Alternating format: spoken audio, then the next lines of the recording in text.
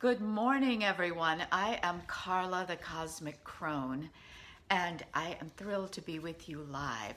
Oh my goodness, what a time we're in. We've had eclipses and full moons and new moons, and one seems more powerful than the next. And what is coming up now in Divine Feminine Astrology is a major shift. As I read astrology, I was inspired to create Divine Feminine Astrology to look at the Divine Feminine points. And two of my favorites are Black Moon Lilith and Vesta.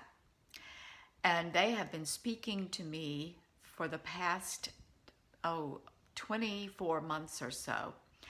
And for the past 9 of those months, they have been dancing in a trine, in a flow, in earth signs. Black Moon Lilith in Taurus, Vesta in Virgo. And this weekend, Sunday in fact, Sunday into Monday Eastern Time, where I live, they will each, within 24 hours of each other, cross over into air signs. And so I'm here today for a little while to do some teaching about that. This is a major shift of energy, and those of you who are attuned to the Divine Feminine, who are doing your Divine Feminine healing and initiation work, you're going to feel it.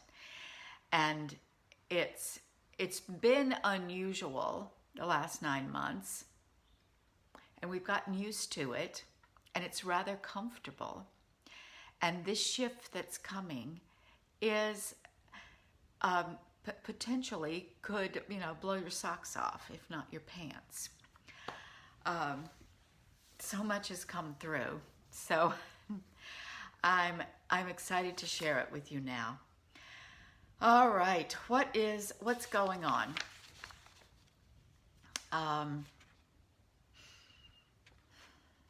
Well, I'm looking at a chart. I'll just do a quick read and give you the geeky astrology details and then go into the message behind that. At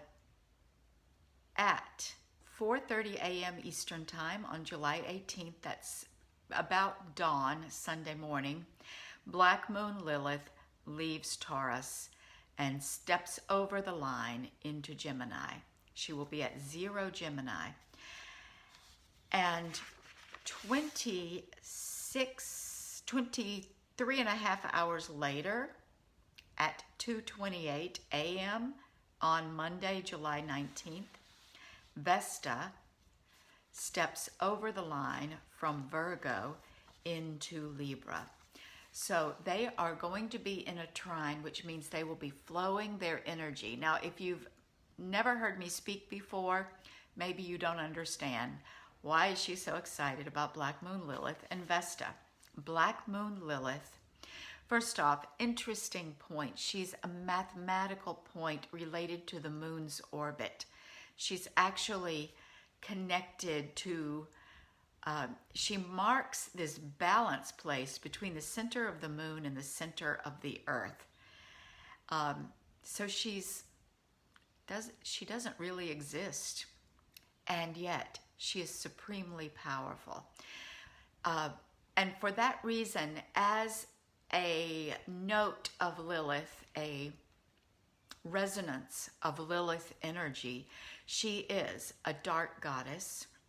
She works in the shadows and the deep unconscious. She represents that which we do not know that we know. And she also represents the urge to bring that to consciousness. How I describe her often is she is the goddess before patriarchy. And that is something that we can only imagine and do a deep cellular DNA memory journey, because we are so indoctrinated into patriarchy that we think it's normal.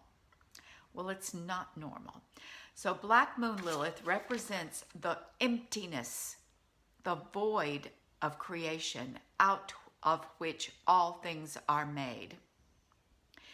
And those of you who grew up with the Judeo-Christian Bible know that the opening words of God's creation were, "In the beginning was the void. All was dark. There was nothing. There was emptiness. Except that God was there.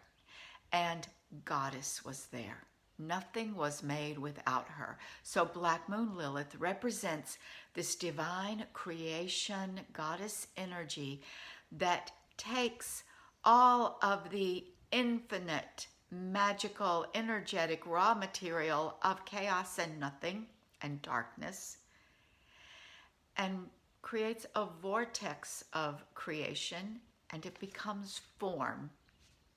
Everything from an atom to a galaxy. And of course, we humans here on Gaia and all of the living things on Gaia are also a part of that form. We are born and we mimic that energy in our own creation process. So that is Black Moon Lilith. Vesta is the priestess. I've been calling her lately the priestess CEO because she bridges the worlds of spiritual and mundane. She supports, manages, and mediates the spiritual life of the people. Her number one job is connecting to divine. And she also, in real life, manages and administers the material holdings of the temple, the building, the acolytes, the initiates, the community, the monies and foods and storage facilities. And, you know, in the old days, she was the priestess queen. She was the priestess accountant. She was the priestess merchant. What she represents for us personally is she comes inside. Vesta maintains the sacred flame on the altar. So she has these mini octaves of meaning, and where Black Moon Lilith is vast and brings that vastness into form, Vesta lives and manages in form and brings that inward to generate our capacity for vastness. Yeah, that's quite a lot to take in. That's why they're my favorite.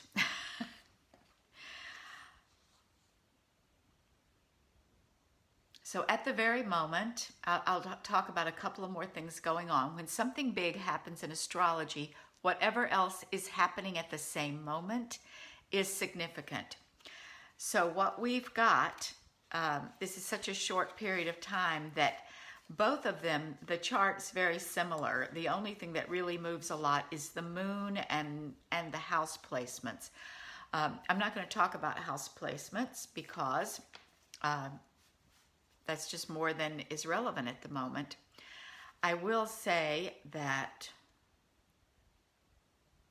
what's happening with the sun is at 25-26 Cancer, opposite Pluto in Capricorn, and they are both square Eris in Aries, and that is critically important.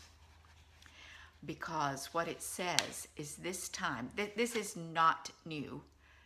Eris and Pluto have been in a long square for a couple of years, and it's not over yet. And what is significant is the sun is lighting up and firing it up and basically making it personal, saying this Eris-Pluto energy is for you to embody and partake of and use. You're being called to it now. And that you is all of us. So Eris, discord and chaos. In other words, break it down, tear it down, toppling patriarchy. Be willing, it can be incredibly simple and personal, like be willing to change. What pillars of belief are holding up your identity right now that do not serve you anymore? When you say, I commit to changing this, I commit to shifting it from something that does not serve me to something that does, that allows me to grow rather than holding me in thrall or in limitation, then you're creating chaos, and you must work with Eris. Eris is in your face, and she will both challenge you, and it feels like she's creating trouble because she's waking you up. She's and she doesn't care how it makes you feel. She's triggering you, literally, to use the contemporary term. And it's also, when that's happening inside of you, that is reverberating out into the culture. And when you are awake and aware and care about injustice and the tightening of the screws as patriarchy desperately tries to hold on to its power, and when you're looking at the chaos happening all around,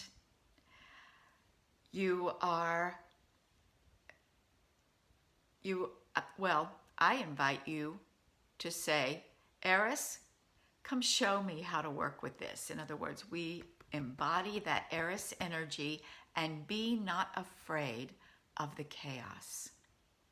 Because chaos is creative and it makes change. And the patriarchy hates it when they're not in charge of it. They will create chaos to their own ends, no matter what.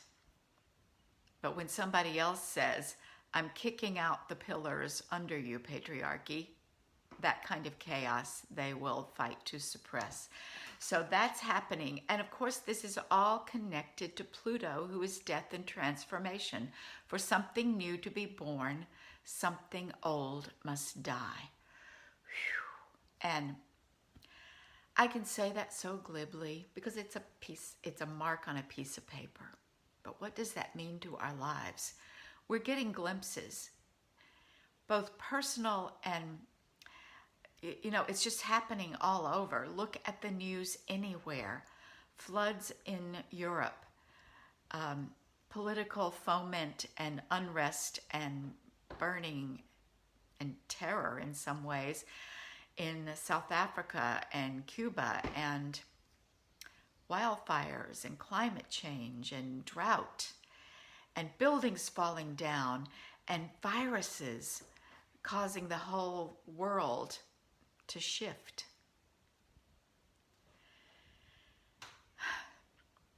Something is dying, and it has to die. So how are we going to navigate that energy? Well, this square right here happening at the moment of shift is to remind us that we've got this, that we can master this energy, that we are being prepared, and that we can choose to walk consciously into whatever is coming, centered, grounded. And that is what has been happening for the last 9 months.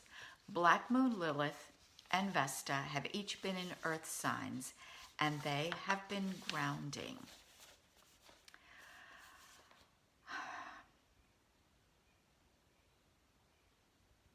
They've been flowing with each other.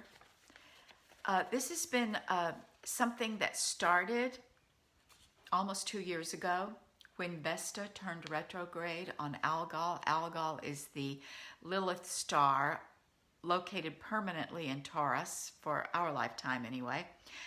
And that was a shift in energy around the divine feminine. Vesta set up her altar to the demonized goddess and said, I know you're coming. I know you're here. I am here to serve you. I am your priestess. And if you've been watching social media for the past 2 years since then, you have seen it over and over.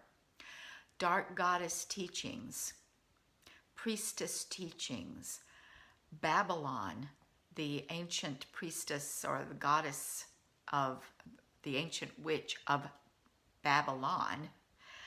A lot of these avatars and archetypes are coming up. People are beginning to teach about them, and we are learning how to work with those energies. So my two places are Lilith and Vesta. That is where I work with this energy and where I teach my people to work with this energy. So, Vesta built her altar to the dark goddess, and then she moved through her paces to enter Virgo. Vesta usually spends between 6 and 8 weeks in a sign, maybe 9, depending on where she is in her orbit. Vesta is an asteroid, and you know that the orbital paths of our planets and asteroids are not perfect circles around the sun. They are ellipses. So that means she spends a little more time in different signs at some parts of the year than others. So it's basically 6 to 8 weeks. She has been in Virgo for 9 months, the entire time of Lilith in Taurus. This is because Vesta turned retrograde in Virgo, entirely in Virgo, and somehow the retrograde takes 9 months. So back just before the equinox, around September 18th, as I recall, I didn't look it up to double check my dates, but I remember that it was very close to the autumnal equinox. Black Moon Lilith entered Taurus and Vesta entered Virgo. So they came in lockstep. They were in close communication, flowing their energy, working together, saying, let's do this. The people need both of these energies, grounded and rooted. And they are departing and shifting into air within 24 hours of each other. That in itself is enough to get my attention. So what does it mean? Let's first establish what it means for them to be in earth so we can feel the difference about what it means for them to be in air. Okay. Black Moon Lilith in Taurus picked up Venus overtones, and in fact, she met Venus in Taurus when Venus was having her retrograde. So in Taurus, Black Moon Lilith is like a second Venus. She has that Queen of Heaven energy. She picks up that energy of the bright and shining one. She carries all of that divine, feminine, luxurious, sensual, creative energy that we see when we look at Venus as the morning star or the evening star.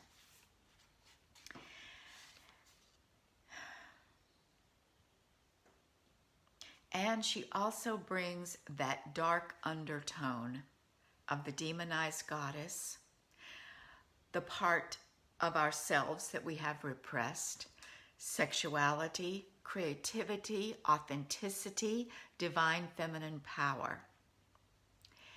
And she basically took those dark roots and planted them so deep into Taurus. And then she grew a sacred tree.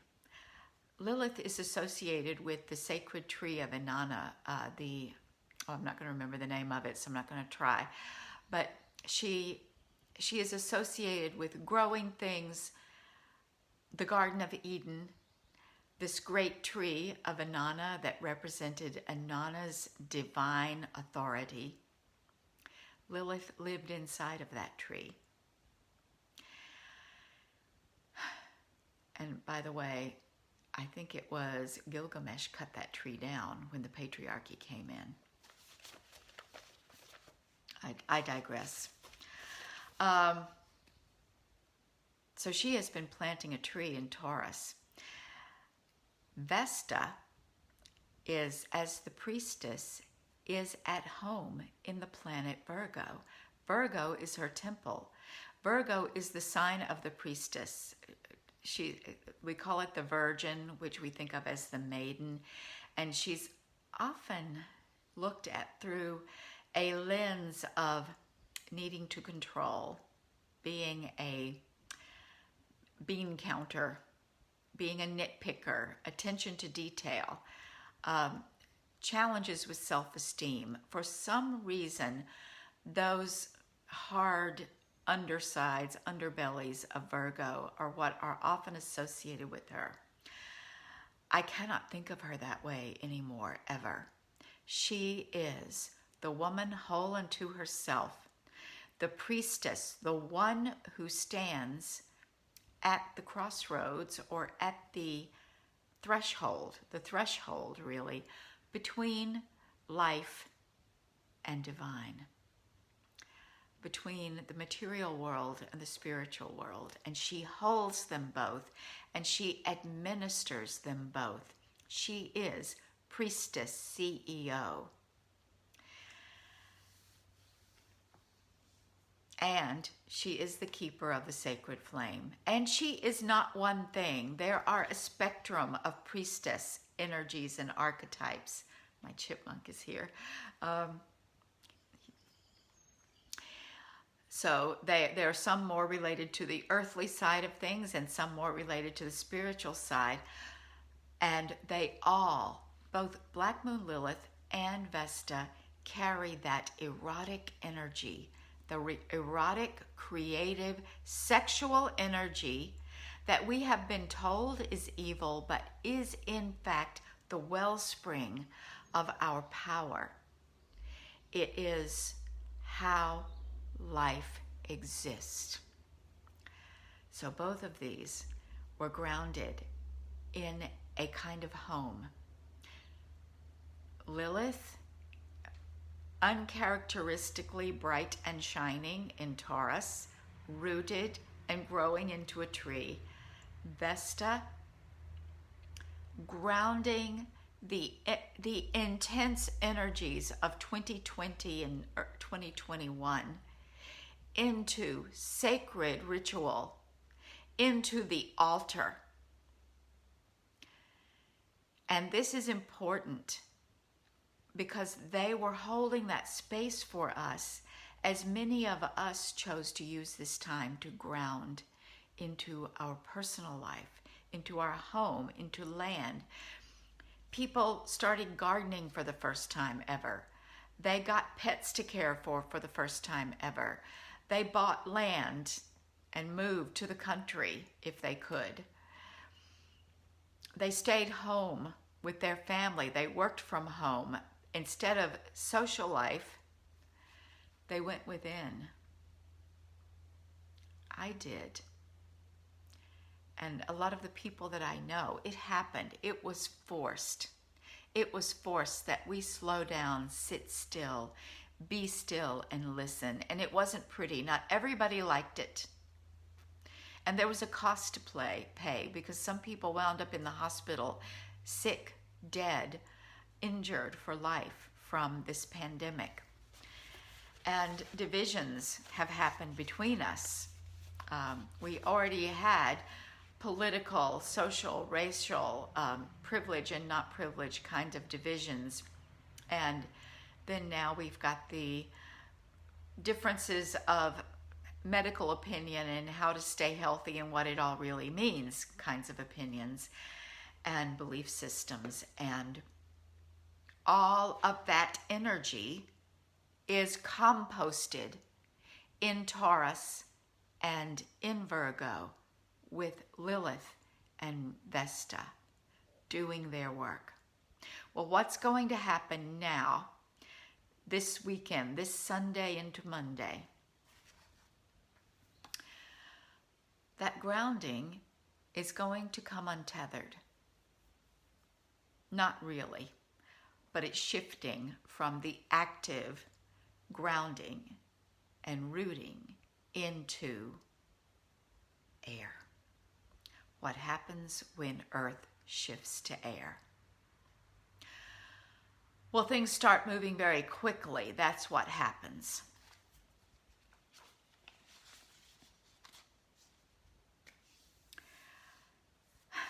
I've been thinking about this. What does air feel like? I started to say I have less air in my chart than anything, and that's not necessarily true. I have Venus in Chiron in Aquarius, which is air, Neptune in Libra, which is air, Vesta in Gemini, which is air. So I got plenty of air. But I think I don't like air because I like water and earth. That's where I'm at home. It's my sun and my moon and my rising. So I did some breath work yesterday to move air, literally, in and out of my body, to raise my vibration and to listen to this new octave that is being opened up for us. And that's exactly what I got. Air is breath. It's motion. Air is always moving, even when it's quiet. It is responsive to simple things. It is actually created. The movement of air is created by subtle temperature shifts inside of a room, inside of our bodies. Also pressure shifts. Our bodies, we breathe because our diaphragm changes the pressure inside of our lungs, and our lungs inflate. That's the biology of it. So the air is responsive to the tiniest shift in temperature. It doesn't have to be much, a degree or less. The tiniest shift in pressure causes air to move. Responsive and quick. And it can, when these differentials are large, you can have hurricanes and tornadoes, incredibly destructive, incredibly powerful.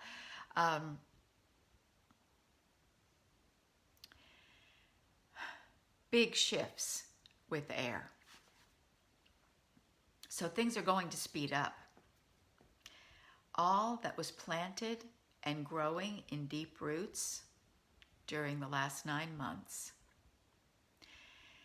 you could almost say it's going to be born and it's going to breathe on its own. How about that metaphor? In tarot, the element of air is swords. Cleaving, decisive, active. It is a masculine principle. It always requires a letting go, a dying, sometimes a killing. Because in order to make a decision, you have to let everything that is not that decision fall away. It is the way you move forward. If you're trying to hold all possibilities at once in your arms, if you're trying to cling to the past while you're trying to move into the future, you won't go anywhere. You will be stuck. So swords cuts away the past so you can move into the future. It chooses the next step from all other possible steps.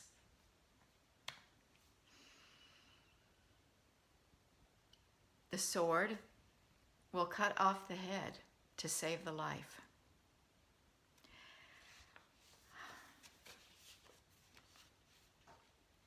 I happen to know that in the Dark Goddess Tarot, Lilith is I believe she's the 8 of air, and I couldn't tell you more than that right now because I didn't look it up. I'm going to work with that card in the ritual on Sunday, which I'll tell you about in a moment.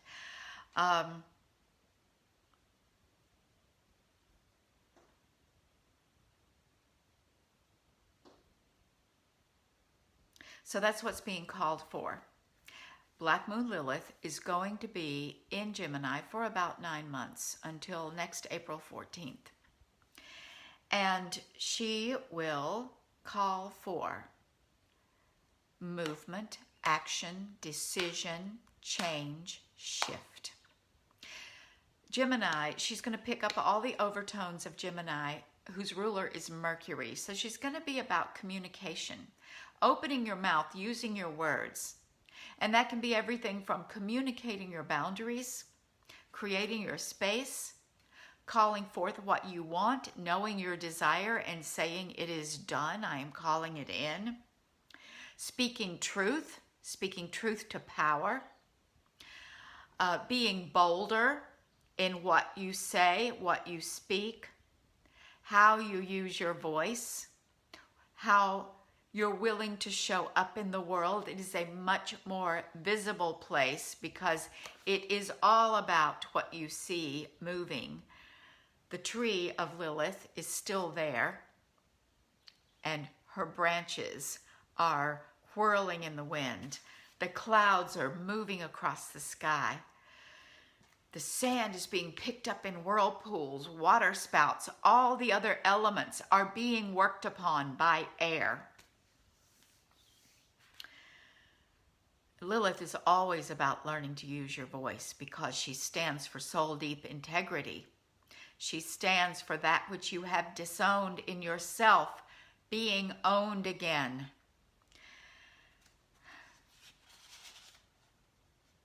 She's going to collide with the North Node fairly quickly, before the year is out. And you'll probably feel that in December, I think, mid-December, I looked it up. She's going to be opposite Vesta around the time Vesta is conjunct the Great Attractor. So that's going to be a powerful priestess energy activated with that Lilith air energy. Lilith is also, I'm feeling Pallas Athene. I'm going to be watching her aspects to Pallas Athene because Pallas Athene is a mental sign. It's a mental goddess. She's intellectual prowess and intellectual strength, which translates to emotional strength. So working with Mercury, Pallas Athene, Lilith is going to call on your inner strength and the strength of your mind. In other words, recognize your capacity to show up as you're being called to. That's what Lilith is bringing. And there's even more. In fact, I got some new insights this morning.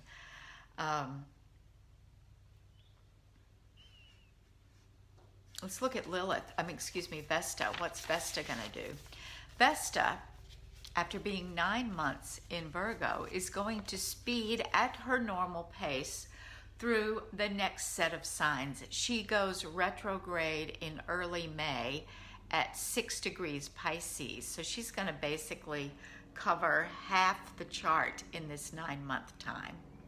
And so she's going to be dancing through all of the other elemental signs opposite Gemini and that air sign. So when I say the air is going to be working on all the other elements, you'll feel that as Vesta goes through the other elements. So listening to this, where she's going to be first and where we're going to feel her on Monday morning when we wake up, she's going to be in Libra, which oddly enough is the other home sign of Venus. So Vesta it's like a relay. Vesta's going to pick up Venus energy just as Black Moon Lilith is handing it off. And she'll be picking up Venus, these Venus overtones, becoming more visible in public. She will be doing ritual for the public. Does that mean that we will feel safer gathering in circles and opening up our rituals here? Say, for example, on the land where I live, we haven't done a public ritual since last winter solstice. Interestingly, I was strongly called to co-create that ritual with a small circle of women here outside, and I haven't been called to do public ritual since then. I really was called to drop into that rootedness and not do anything for the public, not even this summer. So is that going to start shifting? Is that the energy shift I've been waiting for? Well, maybe so. I'll keep you posted. So what else is she picking up? Because Venus energy in Libra is different than Venus energy in Taurus. It's air. What Libra stands for is the delicate balance of opposites. It's balancing of the polarities. And this is not a static control balancing, weighing them out, making sure everything is equal and holding it there. No, this is recognizing that the scales swing, and things tend to work better when we keep the swing like this, but sometimes it needs to get our attention by doing a big teeter-totter seesaw. And sometimes when things, especially when it's time for something to end, this is the way it feels and looks. Vesta's going there. She is going to be bringing that divine feminine energy into her role as balancing the earthly and the divine. And in your personal life, that's going to play out in all of your relationships, not just the romantic, but the erotic is very much present.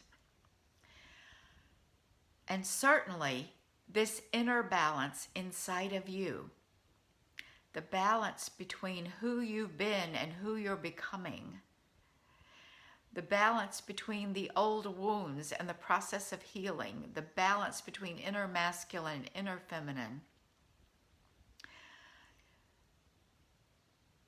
And there's another element of that, and that is the center. And Vesta, I believe, is going to hold that fulcrum, hold that center, so that as the energies are teeter-tottering, that implies that it's one plane, but actually it's in dimensions. It's also going in a circle around. So she is holding the center of this vortex and saying, and helping us metabolize those energies and use them to fuel that sacred flame on our altar. This is important work. And then she will be moving into the water of Scorpio, the fire of Sagittarius, the earth again of Capricorn, the air of Aquarius, all while Black Moon Lilith is moving through Gemini.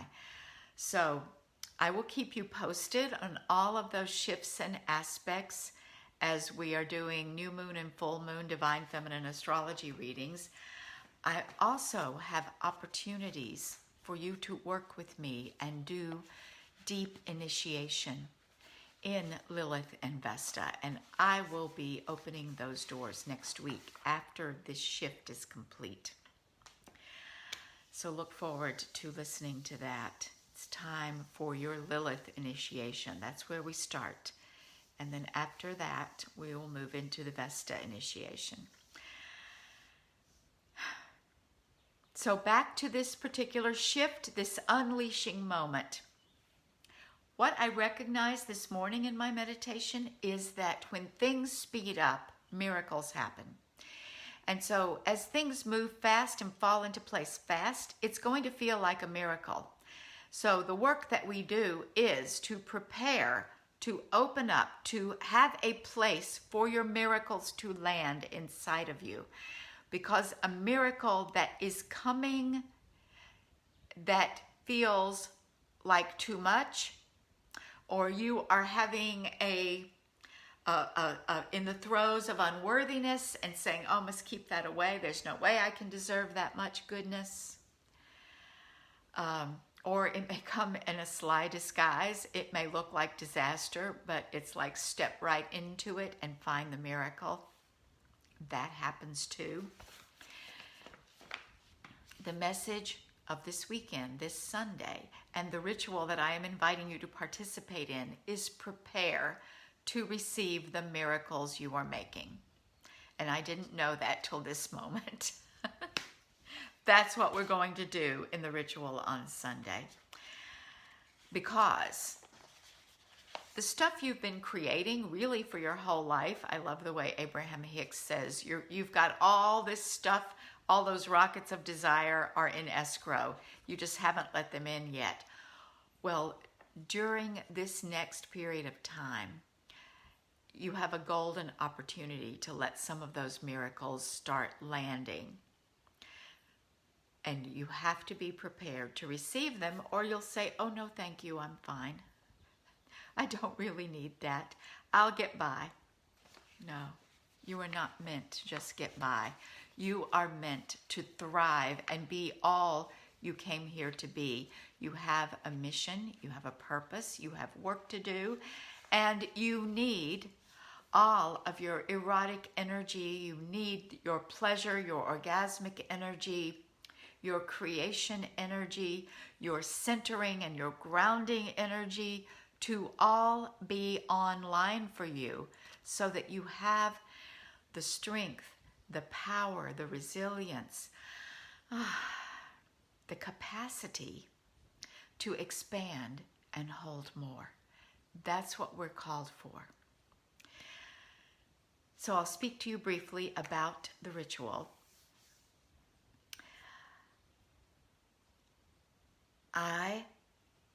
I'm doing this on Sunday afternoon, it's 3 o'clock Sunday afternoon Eastern Time on Zoom. I will be doing a live ritual here for people around the world who can join me. And it will be halfway between the two shifts. So it's like we're standing across. Lilith has already crossed into Gemini, and Vesta is a few hours. Will be about 10 or 11 hours from crossing over. So we will be opening that gateway together. And it'll be about 90 minutes. If you've already got plans for Sunday afternoon, because I know it's summertime, it's Sunday, it's family time, and it's rather short notice, just rest assured, time does not exist. Therefore, you can plug into the recording at your convenience anytime in the next 7 days and tap into the energy, and you'll be fine. So I urge you to register for this.